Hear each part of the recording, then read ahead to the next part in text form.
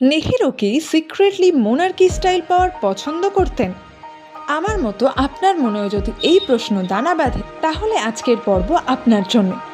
ভারতের প্রথম প্রধানমন্ত্রী জওহরলাল নেহেরু, তাকে আমরা সাধারণত গণতন্ত্রের প্রতীক হিসেবেই দেখি, কিন্তু প্রশ্ন উঠছে, তিনি কি আসলে মোনার্কি স্টাইল পাওয়ার পছন্দ করতেন?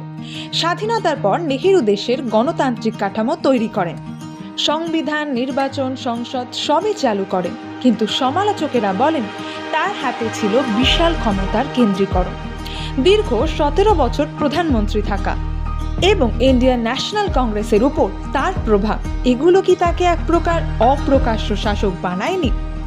আরেকটি বড় বিতর্ক, তিনি নিজের মেয়ে ইন্দিরা গান্ধীকে রাজনীতিতে নিয়ে আসেন, যা পরে ডাইনেস্টি পলিটিক্সের শুরু হিসেবে দেখা হয়। তবে অন্যদিকও আছে, নেহেরু কখনোই সংবিধান ভাঙেননি, স্বাধীন বিচার ব্যবস্থা ও সংবাদ মাধ্যম চালু রেখেছিলেন। তিনি চাইলে ক্ষমতা আরও শক্তভাবে নিজের হাতে রাখতে পারতেন, কিন্তু তা তিনি কখনোই করেননি।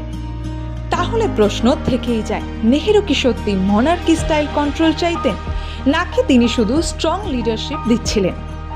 ইতিহাসের এই ধূসর জায়গাটা নেহেরুকে আজও বিতর্কের কেন্দ্রে রাখে। আপনার মত কি জানান কমেন্টে। এরকমই আরও অনেক জানা অজানা তথ্য পেতে লাইক এবং সাবস্ক্রাইব করে পাশে থাকুন চ্যানেলটি। ধন্যবাদ।